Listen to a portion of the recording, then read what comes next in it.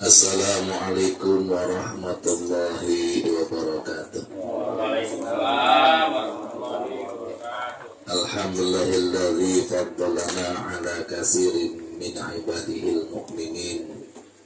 Wassalatu wassalamu ala asyrafil anbiya'i wal mursalin sayyidina wa habibina wa maulana Muhammad wa ala alihi wa ashabihi ajma'in, amma ba'd. Ilahi anta maqsudi wa ridhaka matlubi, a'tini mahabbataka wa ma'rifataka wa a'tini ma'aka abada.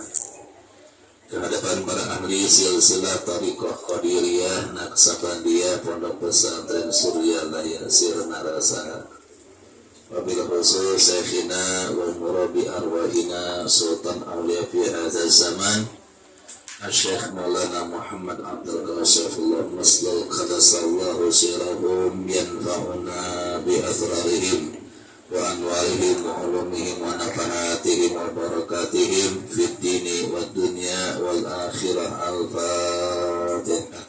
A'udzubillahi minasyaitonir rajim. Bismillahirrahmanirrahim. Alhamdulillahi rabbil alamin arrahmanir rahim maliki yaumiddin. Iyyaka na'budu wa iyyaka nasta'in ihdinas siratal mustaqim siratal ladzina an'amta 'alaihim ghairil maghdubi 'alaihim waladdallin.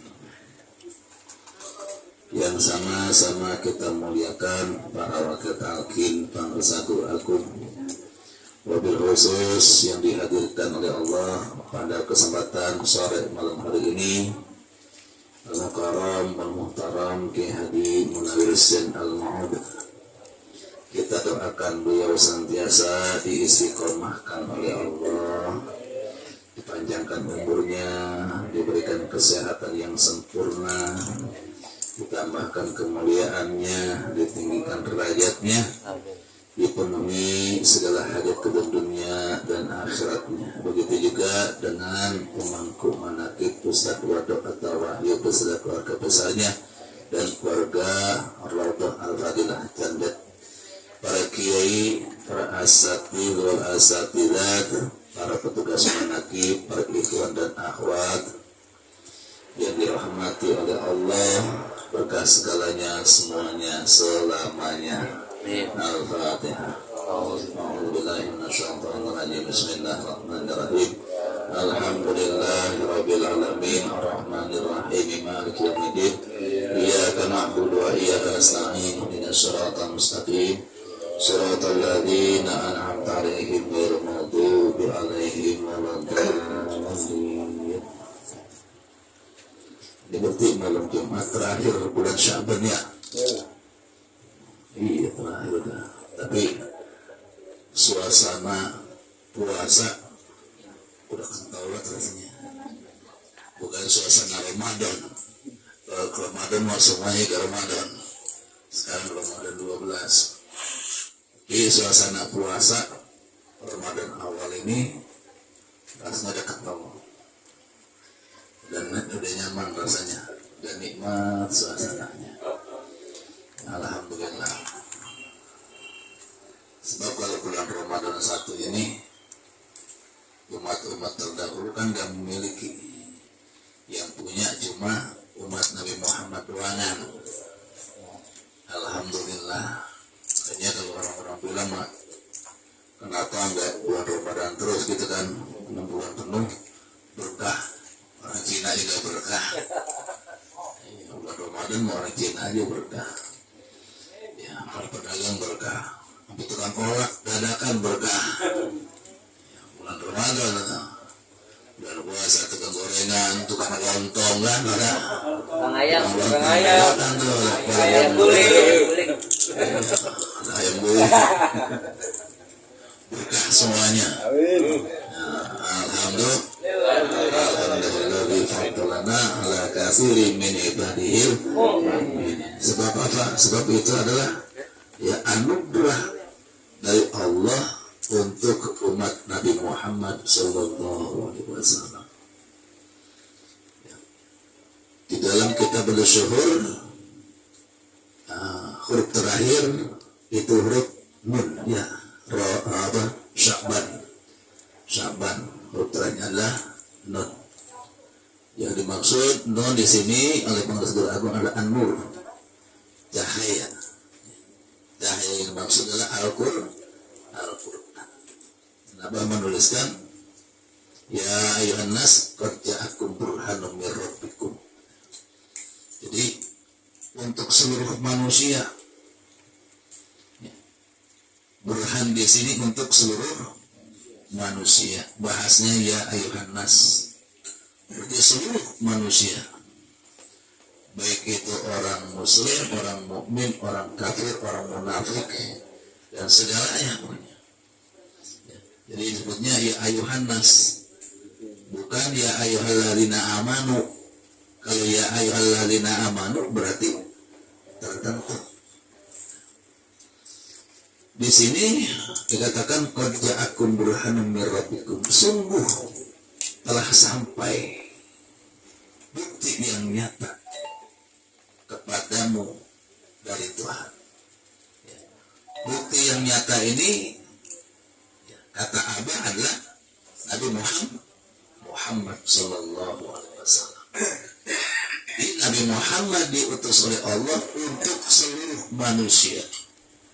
Sebagai apa? Rahmatan lil alamin. Kasih sayang Allah kepada seluruh alam.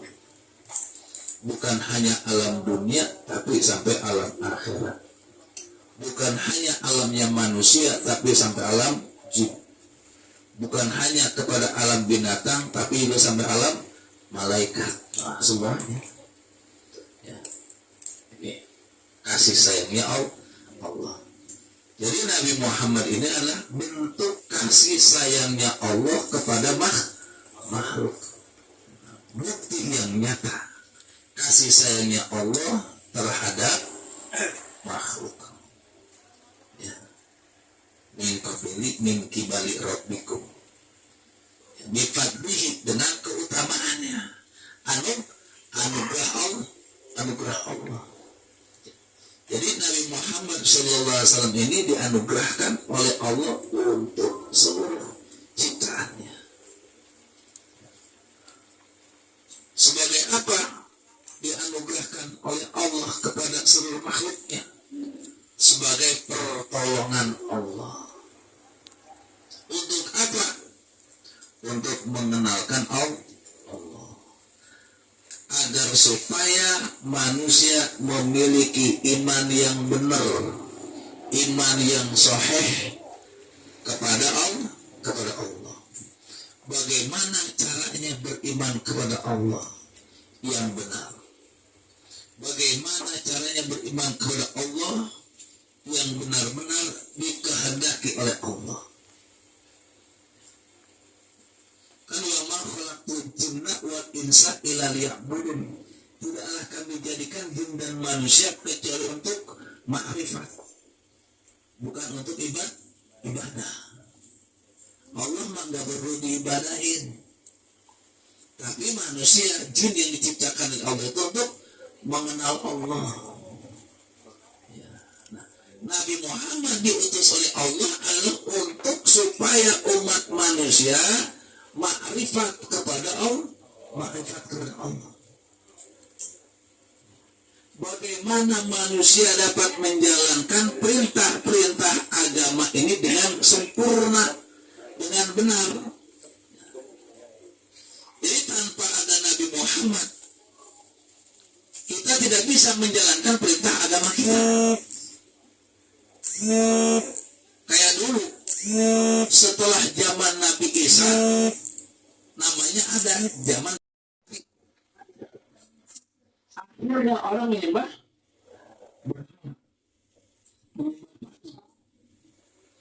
yang namanya Lata, ada yang namanya Usa, ada yang namanya Mana, ada yang namanya Pempekor, wah macam-macam.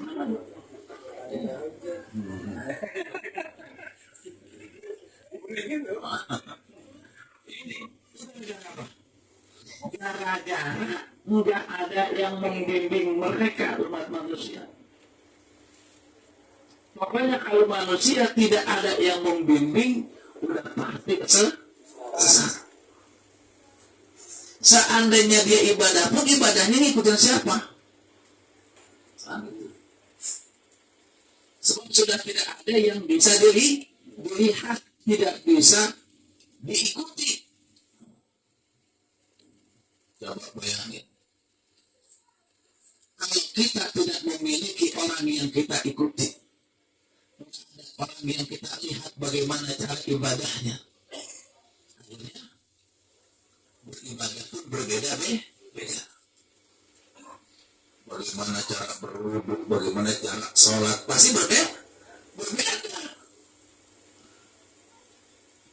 Nggak sama. Sebab nggak ada yang diikutin. Tapi kalau ada yang diikutin, kok jadi Nabi Muhammad itu maksudnya supaya seperti itu, supaya kompak. Bagaimana kita bisa menjalankan perintah agama. Jadi Nabi Muhammad SAW diutus oleh Allah selain anugerah dari Allah untuk mendidik kita. Dididik kita oleh Nabi Muhammad. Para sahabat, para keluarga Nabi, para tabi'in, itu kan dididik oleh Nabi Muhammad SAW. Kalau tidak ada Nabi Muhammad SAW, nggak mungkin kita bisa seperti ini.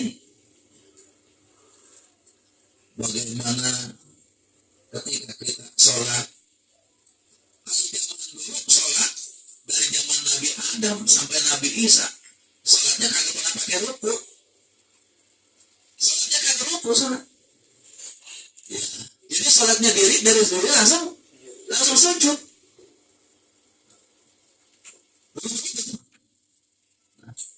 Setelah Nabi dimi'rajkan, mendapat ajaran perintah sholat, baru adanya ruku. Itu pun setelah sholat asar. Sholat subuh Nabi belum pakai ruku, sholat zuhur belum pakai ruku. Setelah sholat asar baru Nabi pakai ruku. Yang seterusnya sampai sekarang sholat pakai ruku. Ini satu pendidikan yang diberikan oleh Nabi kita Nabi besar Muhammad Sallallahu Alaihi Wasallam. Jadi untuk membenarkan, melengkapi perintah-perintah dalam agama. Bagaimana supaya kita beriman kepada Allah dengan benar. Nah, selain mendidik kita, selain sebagai anugerah Allah, Nabi Muhammad diutus oleh Allah ini untuk membersihkan dosa-dosa manusia. Disebut penebus dosa. Nah, coba yang tadinya manusia menjadi penyembah berhala. Berhala ada 360 lebih di dalam Ka'bah dan sekeliling Ka'bah. Diruntuhkan, dihancurkan, agar manusia kembali ke jalan Allah. Ihdinas siratal mustaqim. Ini dia membersih. Nabi diutus oleh Allah untuk membersihkan dosa-dosa manusia. Membersihkan dosa umatnya. Coba kalau nggak ada diutus oleh Allah, Nabi, bagaimana nasib manusia? Bagaimana nasib kita? Dibersihin. Jadi akhirnya Burhanun Alimun, bukti yang sangat agung itu adalah Nabi Muhammad Sallallahu Alaihi Wasallam. Itu kan dulu, kan gitu kan? Itu dulu pada zamannya. Kalau Nabi Isa patroh nggak ada penerusnya, sedangkan Nabi punya penerus. Penerus Nabi Muhammad SAW adalah pintu pertamanya adalah Sayyidina Ali bin Abi Thalib. Ini pintu pertamanya. Penerusnya Nabi Muhammad Sallallahu Alaihi Wasallam. Setelah Sayyidina Ali diteruskan dengan Sayyidina Abidin, terus sampai Tuan Syekh Abdul Qadir, diteruskan sampai kepada Tuan Syekh Abdullah Mubarak, terus sampai ke Tuan guru besar kita, guru agung kita, Abah Aus. Intinya tuh. Jadi Abah Aus sebagai apa? Rahmatan alamin. Untuk memelihara ya dunia, keseimbangan dunia.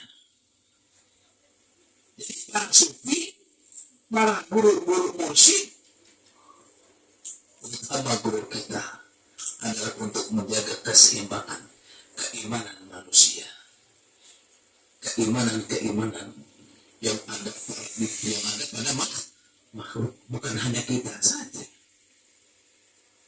Kalau seandainya tidak menjaga keseimbangan dunia, bukan hanya kita saja, tapi semua manusia berbondong-bondong datang ke Abah Aus, seluruhnya manusia.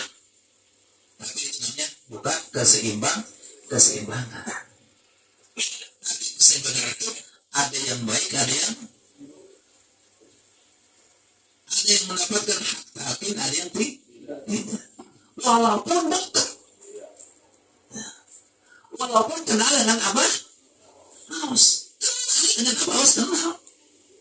dekat dengan Abah, dekat.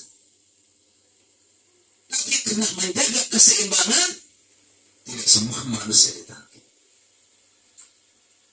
Tidak semua manusia mengikuti jalannya guru agung. Kita harus nazar. Mungkin yang terjadi ya seperti itu kan. Kenapa? Ada 36, ada 37, ada 38 gitu. 36 tidak mengakui. 37 tidak banget, 38 gitu kan. Untuk keseimbangan.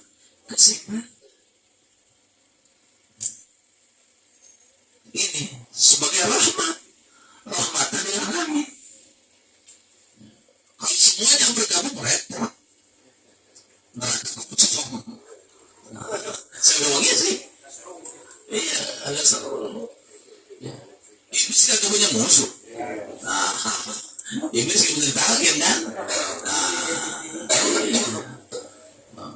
Jadi seperti itu. Kenapa? Jadi kita sedang mendapatkan suatu pendidikan. Dibersihkan. Jadi Nabi Muhammad SAW tadi dikatakan sebagai pembersih dosa atau penebus dosa. Nah, gitu. Ketika orang yang digiring oleh Allah ke hadapan guru mursyid, maka orang tersebut memiliki penebus dosa, yaitu guru mursyid. Dibersihkan segala dosa besar dan dosa kecilnya. Dengan apa? Dengan kalimat la ilaha illallah. Dibersihkan oleh Allah. Bagi siapa saja yang mendapatkan hak zikir, kalau kata bahasa apa sekarang ini kan, siapa yang pengen kaya raya, siapa yang pengen masuk surga hari ini kan gitu. Bukan, jangan pakai istilah talqin. Kalau pakai istilah talqin orang pada takut karena orang gitu kemarin kan. Jadi ada orang begini, ada orang lagi sengsara, ya, mau bahagia kan? Kasih obatnya. Ya apa tadi? La ilaha illallah. Ya. Ada orang lagi kesusahan, ada orang lagi istilahnya magang.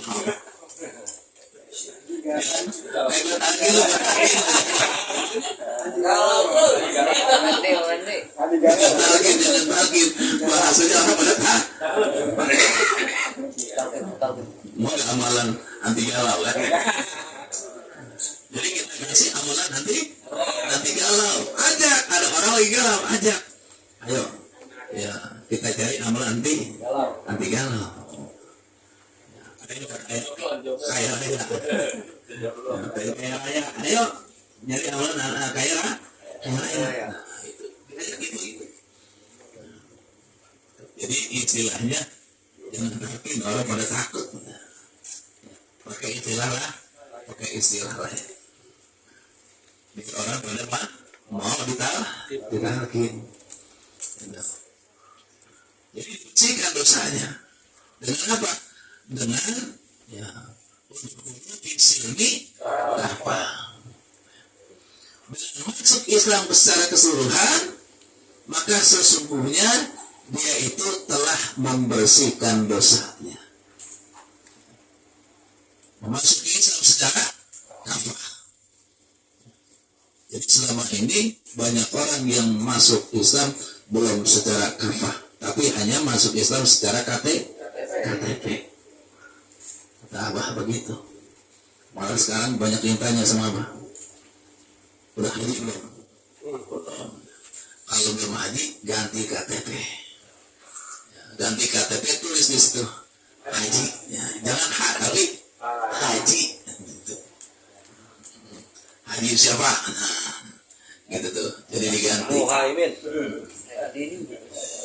Haji Deni.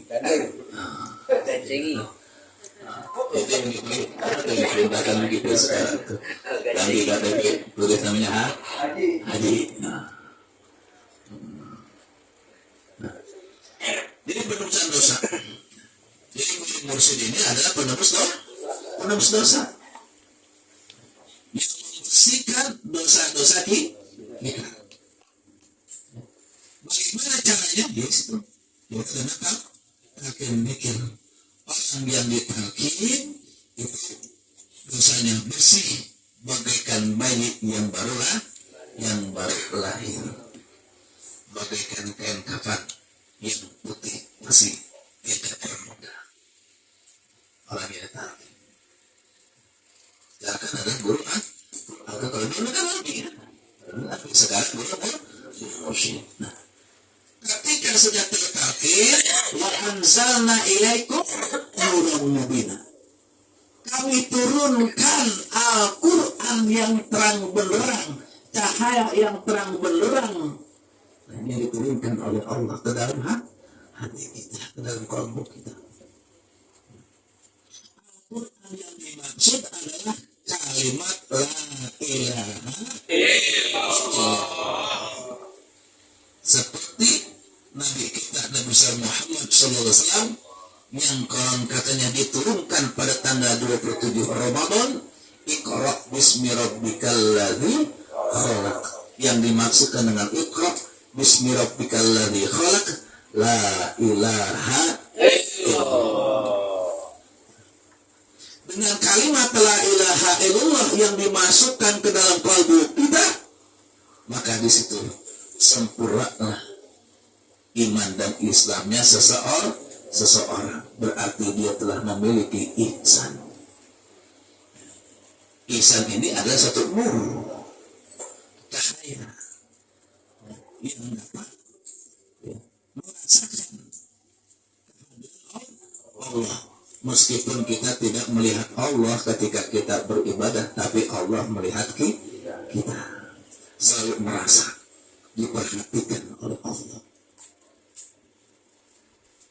Setelah dia memiliki kalimat zikir la ilaha illallah dan juga zikir khafinya, Iqra bismi rabbikal ladzi khalaq, dia memiliki Al-Quran di dalam qalbunya yang sudah terang benderang, maka dia di situ tentu bisa membedakan mana yang hak, mana yang batil.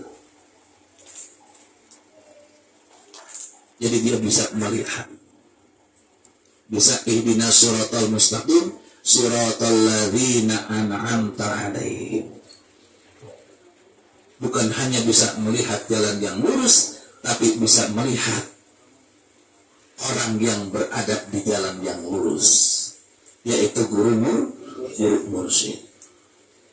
Kalau orang yang belum mendapatkan hak talqin dzikir, belum mendapatkan kalimat la ilaha illallah secara langsung dari guru mursyid, maka dia masih dalam keadaan gelap, belum bercahaya. Kenapa? Sebab yang namanya guru mursyid adalah sebagai al-misbah, sebagai pelita, sebagai lampu yang menerangi kalbu kita. Jadi yang menerangi kalbu kita adalah guru mursyid. Jadi misbah wasiraj, pelita dan penerang. Begitu sebagai penerang kita. Bagaimana kita bisa melihat ibadahnya kanjeng Nabi? Tentu kita bisa melihat dari guru mursyid. Bagaimana ibadahnya Nabi? Lihat amalnya mursyid. Itu sebetulnya amalnya mursyid hanya sebagian kecil. Hanya sebagian kecil yang kita kerjakan tuh. Harus salat sunnahnya sampai seluruh nikmatnya itu sebagian kecil. Harus salat isya, harus salat Lailatul Qadar, harus salat syukur Lailatul Qadar, itu sebagian kecil. Salat malamnya, dan kemudian salat taubat sampai salat witir itu dia sebagian kecil. Rakaatnya juga dikurang-kurangin. Tapi kita sudah bisa melihat bagaimana sunnah-sunnahnya Rasulullah. Bagaimana Rasulullah mengisi waktunya. Yang dikatakan antara maghrib dan isya adalah mubarak, waktu yang berkah, yang diberkahi. Jadi diisi dengan ibadah. Kita mengikutinya. Coba kalau belum diperhatiin, bisa nggak kira-kira seperti itu? Ya berat rasanya. Ya kayak nongkrong. Ya mau sudah mati mudut. Bang Denny. Masya Allah. Ini memang seperti itu emang. Tungguin ayam.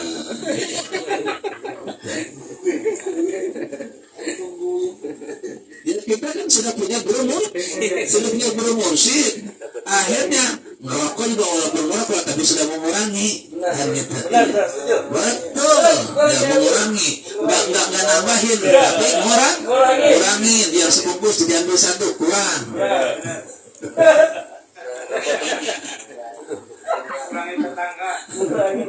Kurangi tetangga, kurangi teman dia. Alhamdulillah. Nah artinya ya karena kita sudah punya guru mursyid, walaupun merokok kita sudah mengontrol. Agak malu-malu kan gitu. Biasanya rokok di depan teman yang nggak ngerokok asik. Sekarang mah ngumpet-ngumpet kan. Iya. Dulu mah walaupun merokok, kalau sekarang sih masih ingat apa maklumat guru walaupun masih ngerokok tuh, tapi ingat maklumat juga itu sudah mengurangi namanya. Sudah mewaspada, sudah melihat bahwa ini benar rokok adalah maklumat guru nih. Tapi sudah merasa juga berarti sudah lebih baik daripada tidak merasa. Alhamdulillah. Ini saja yang bisa sampaikan dan manfaatnya. Assalamualaikum warahmatullahi wabarakatuh.